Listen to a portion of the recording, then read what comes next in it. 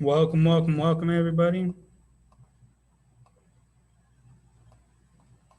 Apologize for the delay.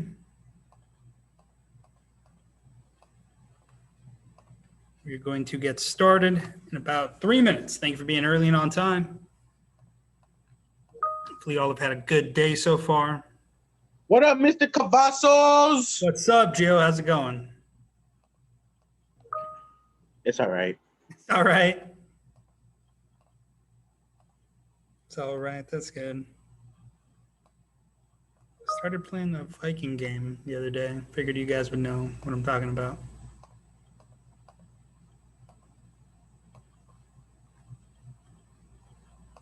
About 3 minutes, guys, till we get started.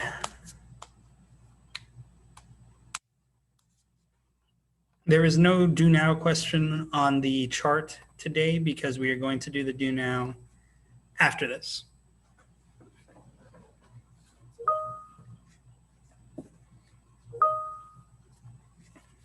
So I'll give you some time, make sure we're in. We're going to start in about 2 minutes. So make sure that you got your notes ready to go. We're going to start in about 2 minutes.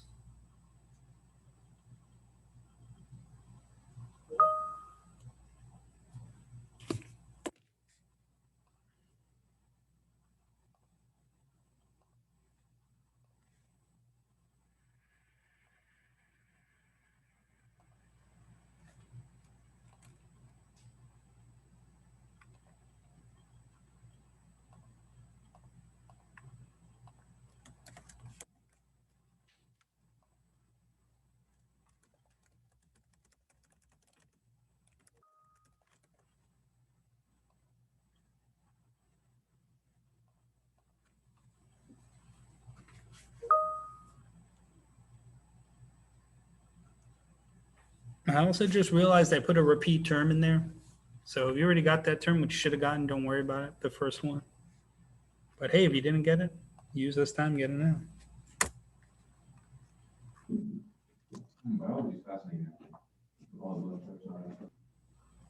We're going to start in about a little less than a minute. Make sure that you're in here ready to go.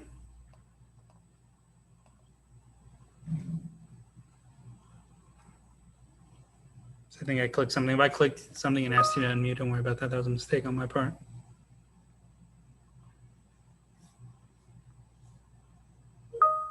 We are going to get started in less than a minute.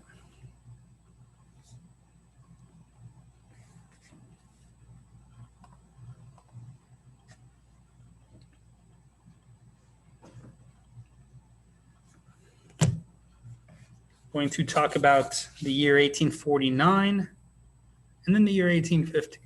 So it is 2:25. Out of the respect for everybody's time, we're going to go ahead and begin. About a minute and a half. Make sure your objective is down. Make sure your key terms are ready to go.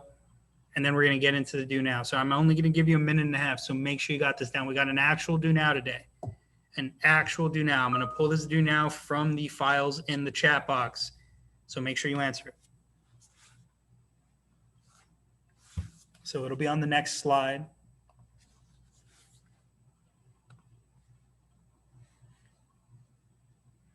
So the way this is going to work, the do now on the next slide, with that we're going to get to in about a minute. You're going to send me the responses privately. So do not put them in the everyone public chat. Send them privately. Because that's the only way I can track and mark them. If you send them publicly, well, then they're just out there publicly. So send them privately the way we've been doing. A lot of you guys have been doing that, so keep that up. That's the best way to do it. About 40 seconds.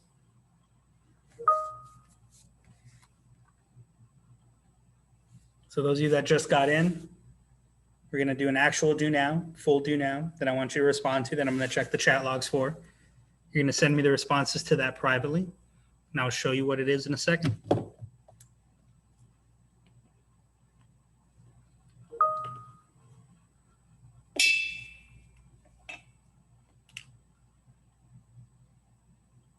All right. So let's move on. Let's get started. So, messed it up. Do now part two, the actual do now. So this is a formal do now. Send me the response to this privately. I'm going to call out the numbers. Do not put every number. I will call out the numbers. I'm only going to pick a couple. I'm only going to pick like 3. And call out the numbers and then put the number and what your answer is. If you don't know the answer, you don't know the answer. Try not to use your notes. Not try not. Don't use your notes. Try to remember best you can. Name the territory. Should be pretty easy. I lied. I'm going to pick 4. So I'm only going to pick 4, not 3. Privately send it in chat. The numbers I want you to answer. Number 8. Number 7. Number 2. And number 4. Number 8. Number 7. Number 2. Number 4. Tell me the number and then put the name. Some of you sent me numbers. Remember, number and name. Number 8. Number 7. Number 2. Number 4. Privately send me the answers. I'm going to give you another 90 seconds for that. Number 8, number 7, number 2, number 4. I'm not going to tell you if you're right or wrong. Just send them in.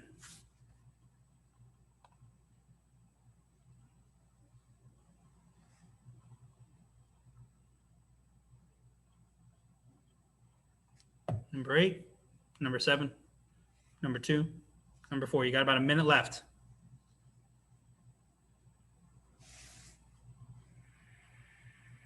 Number 8, number 7, number 2, number 4.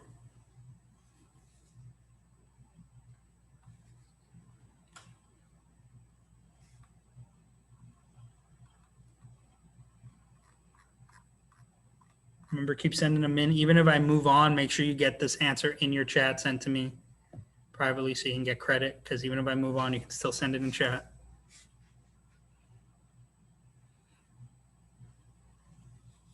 Number 8, number 7, number 2, number 4.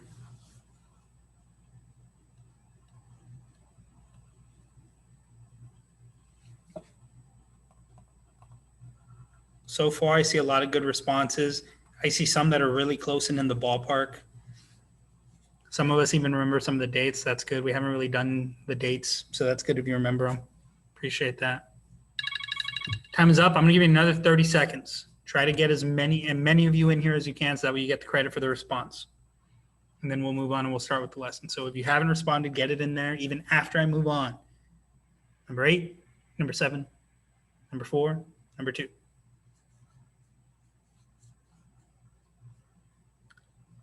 And then I'm going to go to move on. But remember, keep answering these. Don't worry about spelling. Spelling doesn't matter. It's history class. Remember that. Spelling doesn't matter. As long as I know what you're talking about. That's the 30 seconds. I'm going to move on. If you haven't answered, keep going.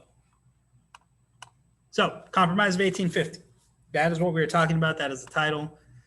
Basically, we're talking about how the similarities and the differences in the regions kind of affected the federal, U.S. policy after Mexican-American War. Because they're going to be a big issue. No, wait. So, sorry. Key point 1. Key point 1 is up. So let's go ahead and get that down. I'll give you a quick minute and a half. The Mexican Cession led to heated controversies over whether or not slavery would be allowed in the new territories. What's that thing that's in danger once there's a whole new chunk of land in the Mexican Cession? Someone tell me. Don't necessarily type it.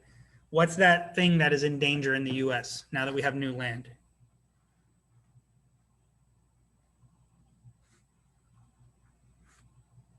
Nobody knows? Nobody remembers? That thing that's in danger with new land? The representation in free and slave states. Thank you.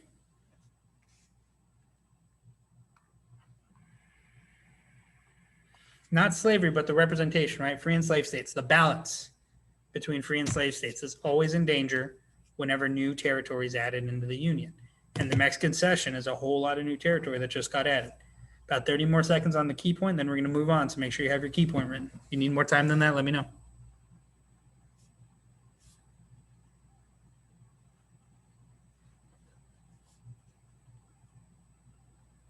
About 20 seconds.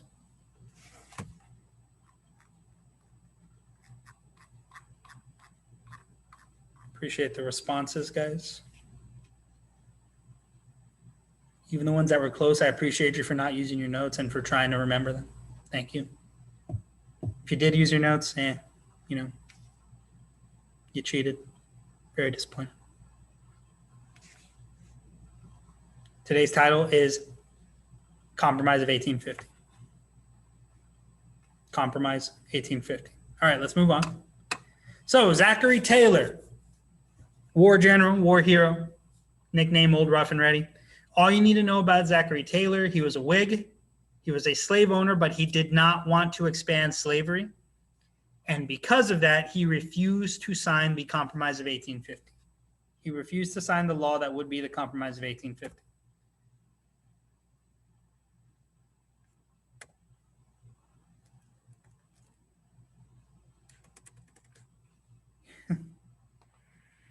So Whig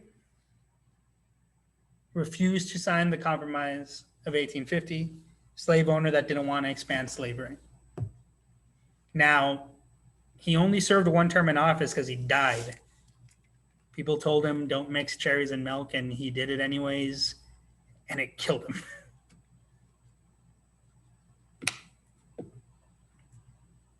He had gastroenteritis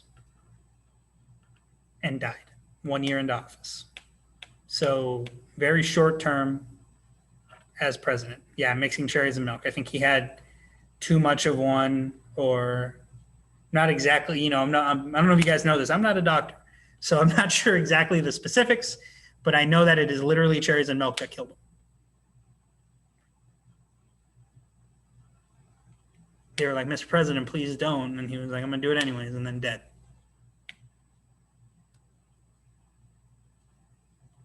So again, the biggest thing about him, he's a Whig, he's a slave owner, he didn't want to expand slavery, and he refused to sign the Compromise of 1850. So now we're going to talk about the guy that replaced him, the guy that came up in 1850. More milk.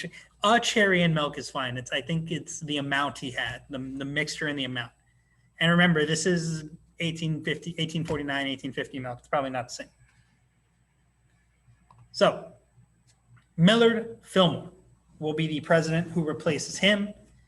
He is an anti-slave moderate. So he's a moderate.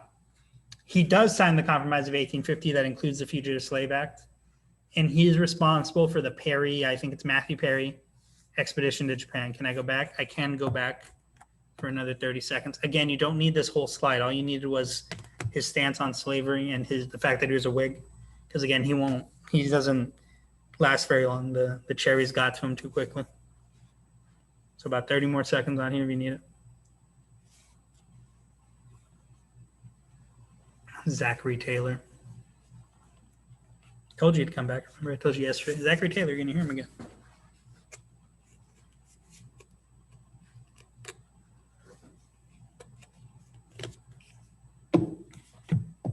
All right, we're going to go to move forward.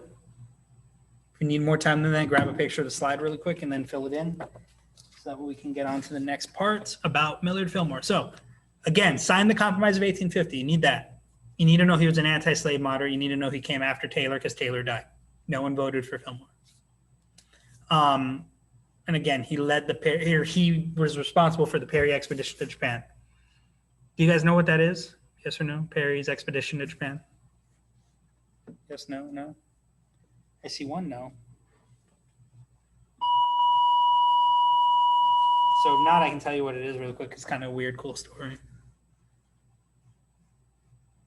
I'm going to assume no. So I'm going to tell you guys. Basically, pre-1850, Japan was a completely isolated nation. They didn't trade. They didn't talk to anybody. They were doing their own thing. And because they were isolated, they were very much back in the past. So there were still samurai walking around in Japan in the 1850s, for example. And they had not communicated with the outside world until the United States and what was his rank? I think he was an admiral named Matthew Perry show up in a American warship, and they show up in Japan, and they dock, and they demand to talk to Japan. And this 1850s warship has cannons and guns and modern technology, and they're literally met by samurais with bows and arrows. and they basically forced Japan to open up its border to the world. They forced Japan to participate in world trade and forced Japan to come on the world stage. So Japan's a very old nation, and they acted like it until they were forced into the world by the United States. So that's a weird little story that literally happened. So let's move on. That's Millard Fillmore's fault. California Gold Rush. Sutter's Mill, California discovered gold. You need to talk about it. Yeah, that's a more of a world history topic, but it's a weird little story I like telling. I believe the Americans did, but yeah, there's something about opium. There's a whole guys. That story gets we can't fall down that rabbit hole because we'll be here all day talking about Matthew Perry's expedition and we'll get nowhere. But yeah, it's a weird little story. They didn't get driven out of Japan, but they showed up to Japan and demanded stuff. I don't think they got driven out. They left, and then they were like, "Hey, there's a whole country over there." It's kind of they still walk around in like armor. Yeah. So, all right, California Gold Rush. Let's get back onto it. Sutter's Mill was where it was discovered in 1848. There was a massive migration to California after that. What do you call when you move to California looking for gold? 49ers, right? 49ers looking for gold. Something you need to write from this slide is the growth of a city, San Francisco. In 1846, 200 people lived in San Francisco. In 1848, 5,000 people lived in San Francisco. 2 years later, 25,000 lived there. You need to get those numbers down. You need to get that growth down. All right? 49ers and the gold rush led to, well, one, land being taken from the natives, as it always does. But two, California will become a state almost instantly. It does not, once California is in the United States as a territory, it can apply for statehood right away. So rapid statehood for California. So you need the bottom part, you need the impact down, you need the growth of San Francisco, and you need to know that from 1848 to 49, the gold rush happened. It happened at Sutter's Mill. I love my primary sources, and that's pretty much what this is. Just a passage, hey, we'll get you to California where you mine gold, be rich. And again, nobody really gets rich in gold rushes. You could probably, I can't literally do this, but you could probably count on your hands the number of people that got truly wealthy from the gold rush. Most gold miners that have stakes in gold rush, and this is true in Alaska, this is true in California, it's true everywhere. It's so expensive and dangerous to live in a place like that you're finding just enough gold to pay for your stay there. And by the time your land claim that you have has run out of gold, you've spent everything and you don't have anything left. So very few people actually get rich off of gold rushes. But the idea of it is what draws so many people there. And it moves people in crazy, vast ways. But very few people get rich off. In fact, the people that get rich in gold rushes aren't the people looking for gold. It's the people that show up selling pickaxes and boots and food because they sell it at ridiculous prices and jack up the prices. And they can sell it for crazy because there's nothing, especially during this time because there's nothing there. So like if you go to California and your goal is to open up a hardware store, you're going to make so much money and you're going to sell stuff for crazy prices because it's not like the 49ers can just go down to the next hardware store. There's only one hardware store and it's you. And so if you're a 49er, your chances of making money are very little, but it didn't dissuade people from getting there. People didn't know that then. So just so you know, there's another gold rush anytime soon. Don't necessarily go looking for gold. Maybe go trying to start a hardware store, especially if it's in a place where Amazon gold miner can. Yeah, don't do that. That's not your goal. That's not how you make money. Not during a gold rush. Make money selling stuff. Diners, oddly enough, I believe are one of the most profitable things in California during the gold rush. All right, so I'm going to move on. Key point 2. Courts and national leaders made a variety of attempts to resolve the issue of slavery in the territories that we got from the Compromise of 1850.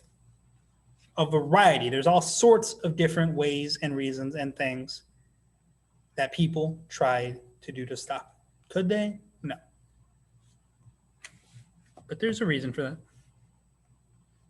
So I'll give you a quick minute and a half. Shouldn't be more than that for keeping them. Actually, not 2 minutes. We'll do 2 minutes.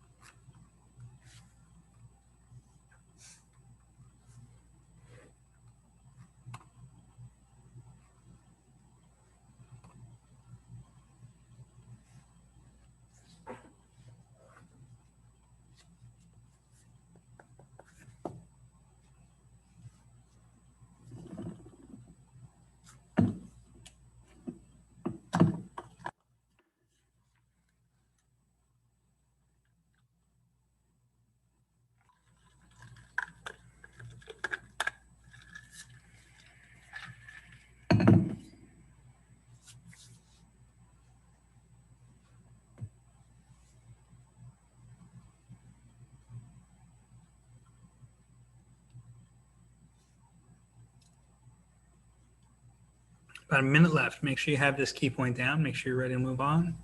Next section is going to be the Compromise of 1850. So make sure you're ready for the next section, the Compromise of 1850. We're going to talk about the actual deal that was made.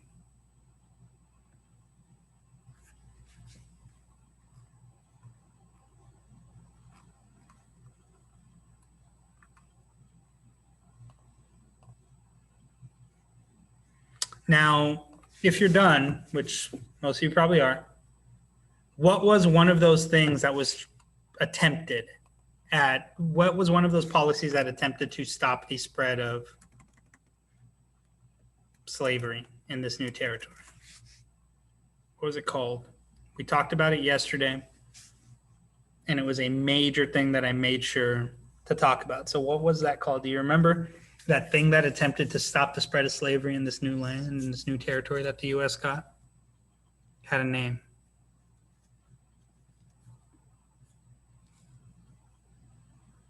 No, it wasn't a person. It was a thing. It was a policy. Wilmot Proviso. The Wilmot Proviso was the policy. David Wilmot was the guy's name. And it was a plan to stop slavery. It made it through the House, but it failed in the Senate. Kind of split everybody up and messed up the Democratic Party, did a whole big mess. So, Compromise of 1850, before you start writing, it had several parameters. First part of it, California enters the Union as a free state. Again, California is able to join the Union as a state so quickly because of the gold rush. So many people are there. Then it allowed for the Mexican cession territory that was left, mainly this big Utah chunk,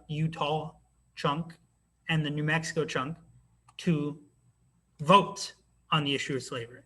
So those states are able to vote. Do you want slaves? Do you not want slaves? It reinforced something called the Fugitive Slave Law, which we're going to talk about in a bit. Texas boundary was established, so all that extra chunk that was Texas Republic, it was formally made into a state. Debt disputes, don't worry about debt disputes. Ignore that part. You can actually ignore the Texas boundary part. You don't need to write that into your notes, is what I'm saying. I'm letting you know that it happened, right? The boundary was established in Texas. If you were wondering, hey, Texas is this big chunk, why did it get into what it is now? This is where it happened. This is where it was decided. And then the slave trade was ended in Washington, D.C. No slave trade in Washington, D.C. So the main thing you need are the 4 parameters and the end of the slave trade in Washington, D.C. So I'll give you another 2 minutes to get that down. That's important. If you have questions, let me know. California becomes a free state. The rest of the territories get to vote on slavery. Yes, slavery, no slavery. And the Fugitive Slave Law is passed, and the slave trade is abolished in D.C. Are the fugitives? Yes, the Fugitive Slave Act and the Fugitive Slave Law are the same thing. Act and law you can kind of use and interchange. It's the same thing. And we're going to talk about the Fugitive Slave Act / law on the next slide and what it meant for people and what it did. And yeah, that Fugitive Slave Law is pretty rough. But yeah, they're the same thing. The reason it says reinforced is because this was already kind of in the books, but it was one of those laws that like nobody in the North obeyed, right? And now, don't get me wrong, no one in the North is going to obey this one, but this one made it illegal to not obey. We're going to talk about it on the next slide. But the Fugitive Slave Law was already kind of a thing. but not in the form that you know it as if you recognize that from way back when you learned it. And this new form of it is kind of worse. Not kind of worse, it's much worse. So about a minute left.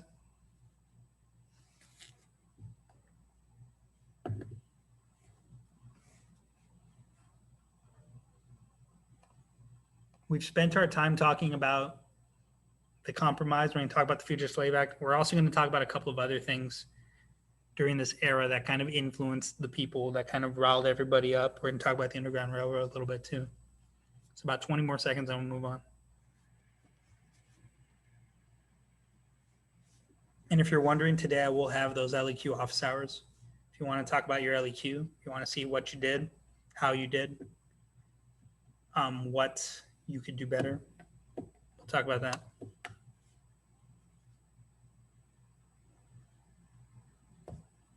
Okay, so let's move on.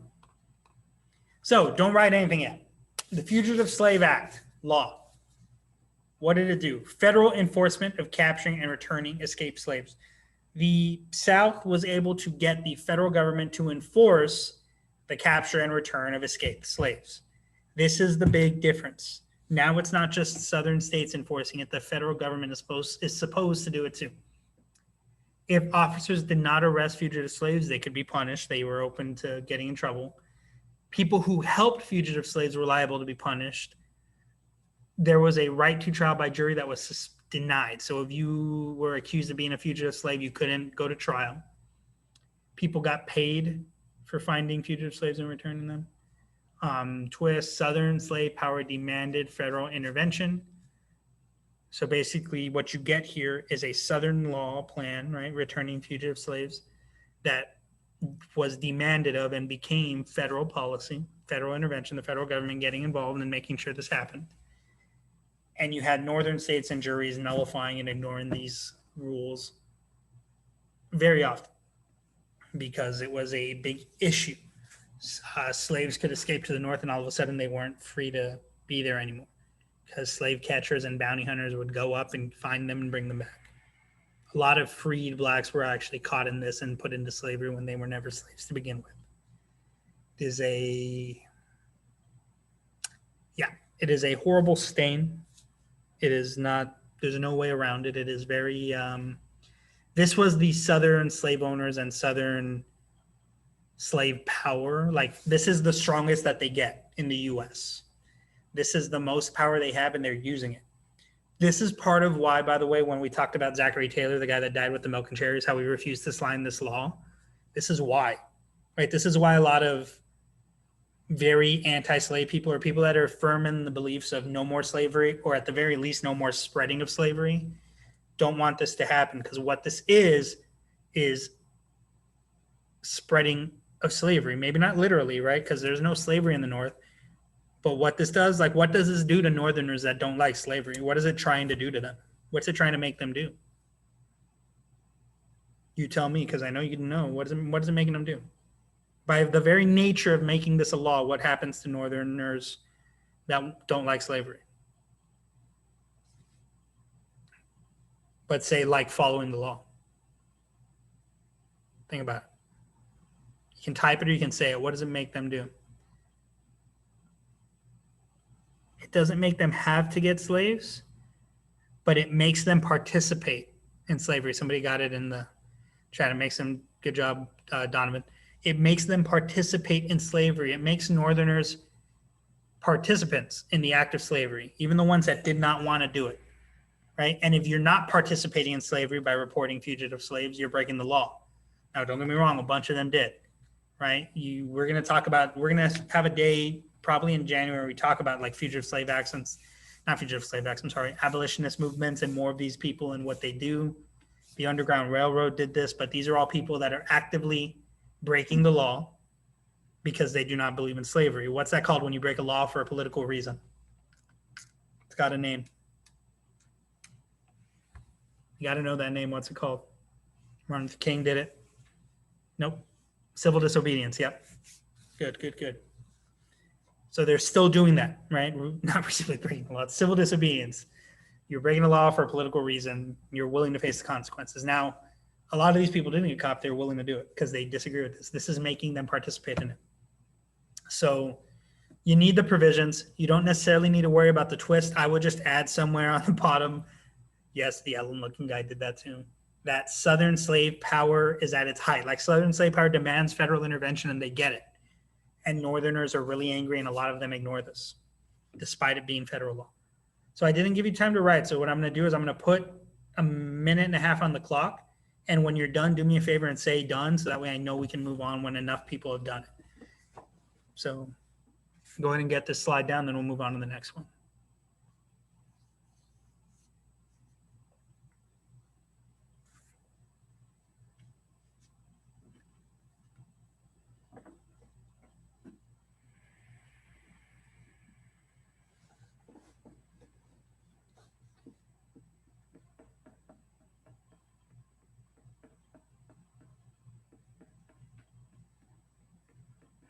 About a minute left. If you need more time, let me know.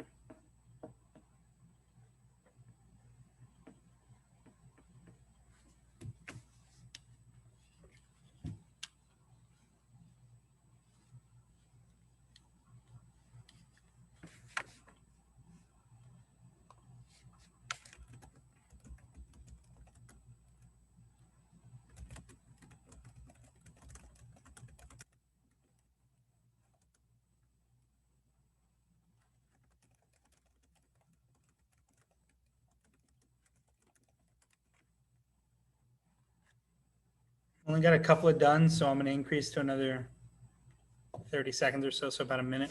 If you're done, do me a favor and let me know so I know we can move on. About a minute left. Then I'll be sure to set the time for the next one, so that way we...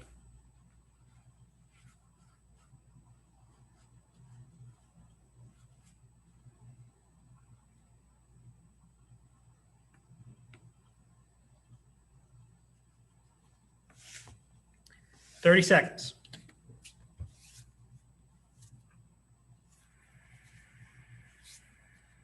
By the way, there will be whole professions, careers, and jobs based on catching escaped slaves. That when slavery goes away, whole families will be out of work.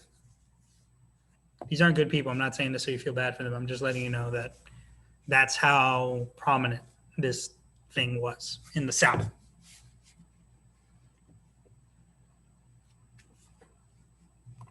All right, so now let's talk about the Underground Railroad. Mostly it was run by freed blacks and fugitive slaves, but there were also abolitionists and white participants as well, white supporters. So you need the two big bullet points. I want you to write down Harriet Tubman. And I'll tell you a little bit about her now, and we'll talk about her more a little later when we talk more about people. Right now we're just talking about the big events. These are some of the routes that were taken. Now, Harriet Tubman was a conductor on the Underground Railroad. That's what they called people like her. Obviously, they call them conductors because trains, right? Underground Railroad trains. But Harriet Tubman was one of the most prolific conductors on the Underground Railroad. I did not pull the quote for you today, but she talked about never losing a passenger and having herself personally moved hundreds through the tracks, right? Through the paths of the Underground Railroad. She escaped to the north, went back to the south many times to bring more slaves up with her. Can anybody name in the chat other prominent abolitionists? Didn't they use quilts, blankets, and patterns to communicate? They did. They did all sorts of cool, weird stuff. Not weird stuff, but like clandestine stuff, like spy stuff, right? To communicate with one another. Quietly, silently, all the time. Different homes were used by a lot of whites. So do me a favor. I'm going to give you 30 seconds. And in the chat, either privately or in public, doesn't matter. Send me if you know other abolitionist names. There's at least one or two we should know that we talked about. Alex, John, not James. James is a singer. Eric Frederick Douglass, that's a good one. Yeah, Roman Frederick Douglass. Do you remember the guy with the newspaper? I keep talking about him, but we haven't had the slide on him yet. You remember his name?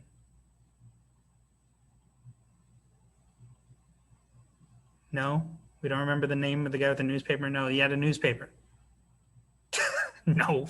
So William Lloyd Garrison. Does that sound familiar? The little guy with the glasses, the little old white guy. I told you he's like the baddest little old white guy in the world.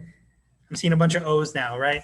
So he wrote The Liberator, but guys like him were super important in the Underground Railroad. Now, not him specifically. He was the newspaper guy. But I use him as an example to point out in 1850 and 1840, when you're white and live in white society, you can do more than you can if you're a freed black or an escaped slave. So, like I said, right, you mentioned Harriet Tubman, mentioned that she was a conductor on the railroad, but talk about, make sure you include the abolitionists and the white supporters that helped. Isaac, I did talk about them. I just mentioned briefly, like, kind of the people who made the living off catching slaves. I didn't necessarily bring them up specifically, though. I mentioned just that there was whole careers based on that Fugitive Slave Act stuff. So again, a quick minute, because this is a really short slide about the Underground Railroad. We're talking about it briefly in the context of the Fugitive Slave Act, and then we will get into it more in detail after. The next thing I want to talk to you about, though, I'm going to have a question for you, because it's a big one. I'm curious, because I don't think, I know when I taught 8th grade, we didn't spend too much time on it. So another 30 seconds. If you need more time than that, tell me in the chat.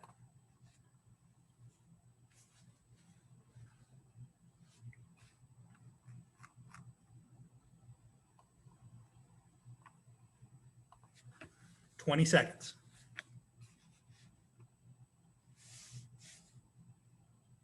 And again, these resources are already in Google Classroom with the maps and the routes people took. Ship captains, have you seen, how do they go underwater? Because there were ship captains out smuggle escaped slaves. Again, white abolitionists, huge part of this. I'm not trying to underplay what the escaped slaves did, but just know that they were also, it's a partnership. They both helped. Both of them were upset about this. Okay, Uncle Tom's Cabin. Don't write any notes. Don't write any notes yet. You'll get time for that in a second. Book, Uncle Tom's Cabin, turned into a play, best-selling novel. It fuels abolitionist guilt and rhetoric in northern free states. It makes people angry. The term, "hey, you're an Uncle Tom," comes from this book. I want you to type in the chat box. I'm going to give you 1 minute. And you can do this publicly or you can do it privately. It doesn't matter to me. Why does a book about slavery make everybody in the North so angry? Why is it a book? Don't put like, oh, because they didn't have TV. I mean, what do you think it was about some book that makes people that are already against slavery, even more against slavery? People that don't need slavery. What does a book have to do with it? Sabrina, you're right on the money. No, Max, no, this is not a joke. This is a real thing. This is an accurate depiction of slavery in the South. It's a very accurate depiction. Donovan, you nailed it. You're right on the money. Mercedes, you nailed it. Yes. So again, I'm going to give you another little bit of time. Put these answers in. I want to see what you got. What do you think it could be? Remember, the year is 1852. What is it about this book? What do you think it could have been?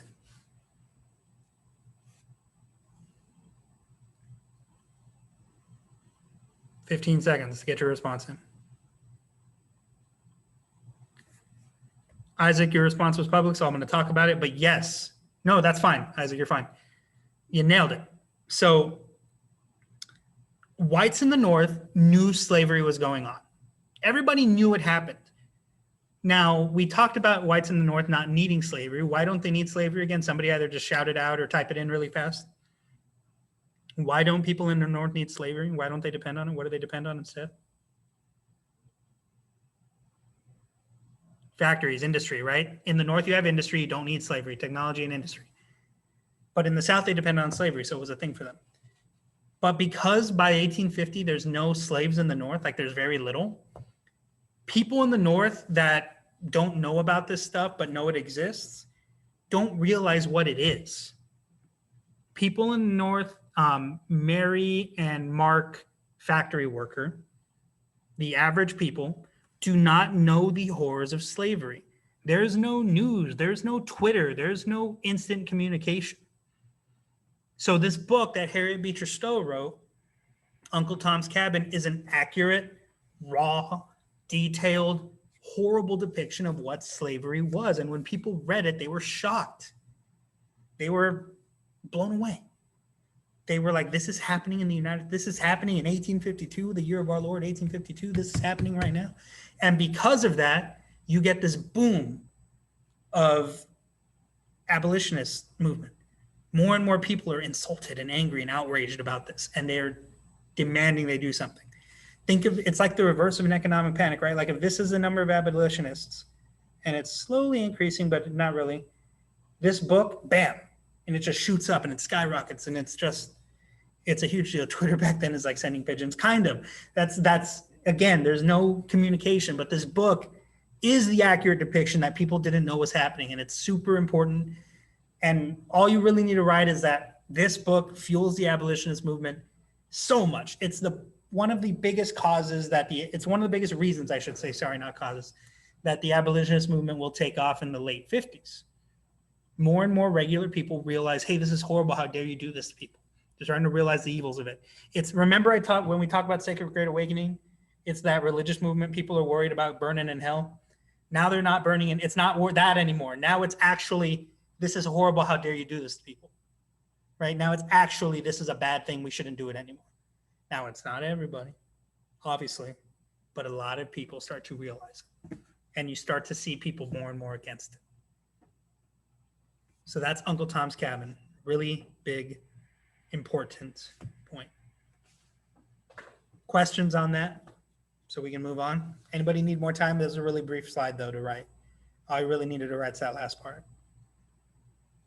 Anybody need time for that? Okay, so I'm gonna move on. So the death of compromise. You don't need these guys' names yet. All you need to know here is that there's no more great triumvirate. There's not three people all talking and all figuring out how to work together. Now what you get is everybody split up, sectional. You got your pro-slavery people, you got your anti-slavery people, and you got your moderate people that want to keep slavery where it is but not get rid of it. So basically, I need a new generation of sectional, ambitious politicians will take leadership roles. That second line, that's what you need to write down. People that are ambitious, people that know that the best way to maintain their power, their position, is to appeal to the people who put them there. So if you're Jefferson Davis and you're a Jacksonian Southern Democrat and your whole thing is slavery, slavery, slavery, how do you keep your position? Slavery, slavery, slavery. You start to see that happen here. And it couldn't happen at a worse time. It's happening at a time where people are more and more split. And it's going to keep, it's a big issue. So just put during this time, right, from 1852 forward, the politicians, the people in a position of power in government are not willing to compromise anymore. And that's a problem. And it will lead to, what is it going to lead to? You can shout it out or you can type it out. What's it going to lead to? Civil war, yeah, it's going to lead to civil war. Good. So again, quick 30 seconds. That's a quick one, right? New generations of politicians are not willing to compromise with one another. They're not willing to do it. It's going to be an issue.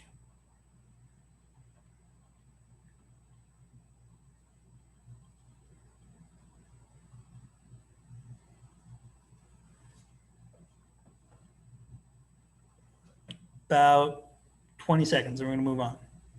We're almost done. Last couple of slides coming up. Last main writing slide, and then we're going to get into the next thing. All right, let's move on. Immigration, nativism. We've talked about this already. We're talking about it again really briefly. The Irish potato famine is at its height in the late 1840s. So by 1850, waves and waves of Irish immigrants still coming to the U.S. You have already written this somewhere on your other notes. Don't write it again. Just setting up the stage. The California Gold Rush goes international. So more immigrants are going to show up in the United States. That one you might want to add. California Gold Rush brings whole new waves of immigrants coming in from all over the place, especially China. What's nativism? Somebody put it publicly in the chat, please. What is nativism? Or you can come off mute and say it if you remember it. What is nativism? Take a second. Get in again. You shouldn't need to write most of that stuff. But what is nativism? Think Know Nothing Party. Nativists, what do they believe? Publicly in the chat or off mute, whichever one. Got a little bit more time to do it. Z, that's half of it. So they think they are that, so what do they do?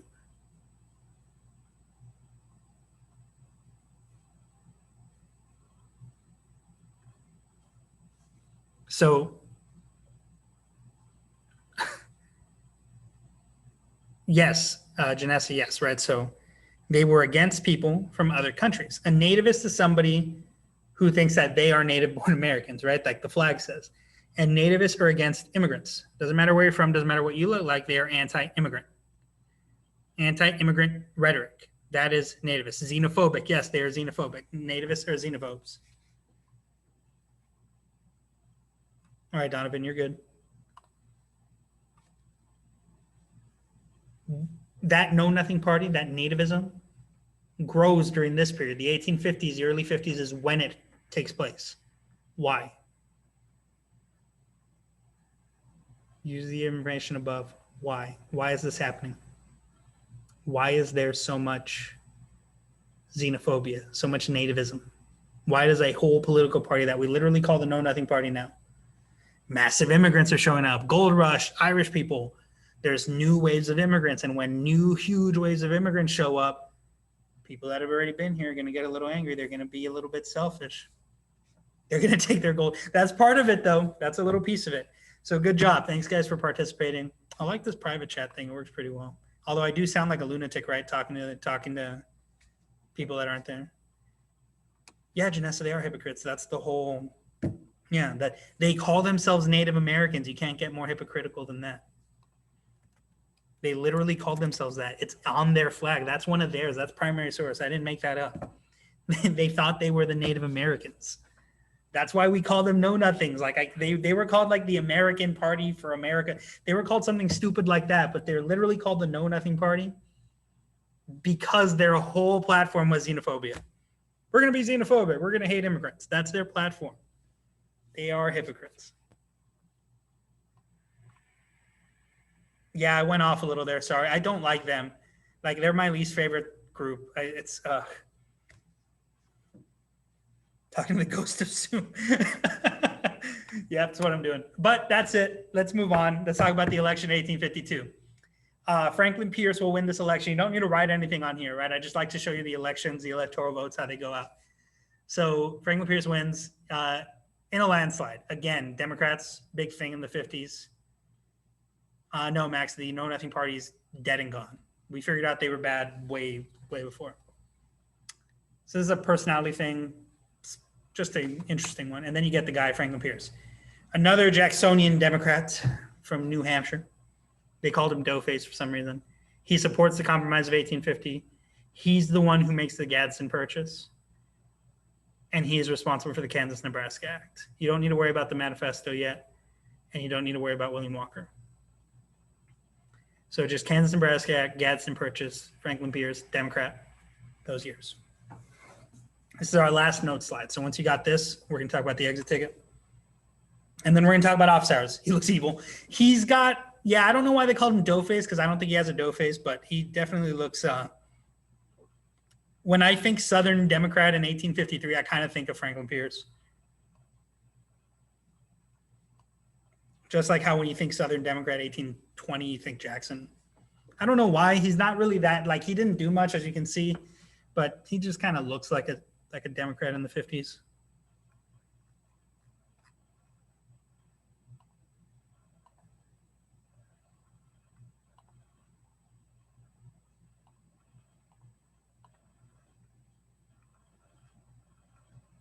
So a quick minute for that while I get the exit ticket ready.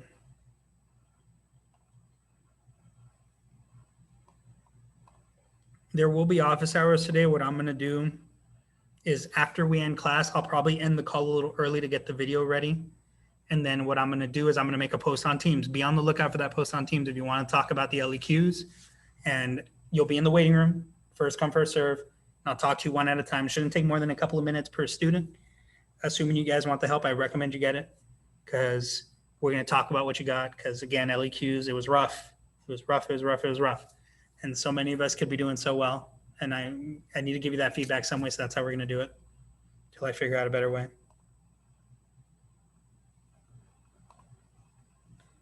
Janessa, we will talk about that after. Because I got a plan that might work, but we'll see.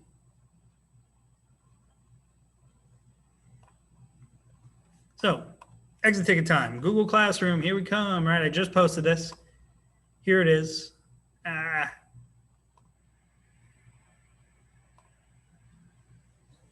So before you go, let me show you so that we can see. Do now. First part is question. Second part, hey, guess what? That map's back. And I know what you're thinking, right? Like, why do we keep having to do this stupid map? It'll make sense in a bit. And by, I believe tomorrow, we're actually going to go over all of them so you have reference for how well you're doing or how well you have been doing. So I'll do that at once instead of individually. But questions. Identify and explain the parameters of the Compromise of 1850. Then I want you to identify and explain at least two issues that come up after the Compromise of 1850 that angered the North. So if you're an abolitionist, what are you upset about after the Compromise of 1850? Two things, at least. There's more, but at least two. And then identify and explain the significance of Uncle Tom's Cabin. SAQs, full sentences. And then again, try your best to label the map. Don't use your notes. Don't use them. Whose picture is that? Gio, looking at you. Don't use your notes. I don't know why I called you out, Gio. I just called out the first name that came up. So that's it for the exit ticket. That's all I got to do. You are good to leave the call a little bit early because I want to get the video up and ready.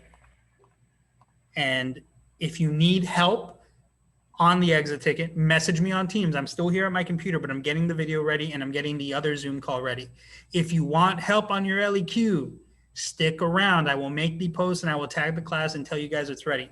Office hours, the formal time is from 3:45 to 4:15. But I'm telling you right now, because class ends in 10 minutes officially, I'm probably going to start them earlier. But 3:45 to 4:15 is the formal official time, but they're probably going to start a little earlier. I'm probably going to start them around 3:30, 3:35. So be on standby, be close by. And then again, you're going to be in the waiting room and I'm only going to get you guys one at a time. So be on standby, be close by, and be ready. And I'm going to go over your LEQs with you guys. I will see you guys tomorrow. Have a good one.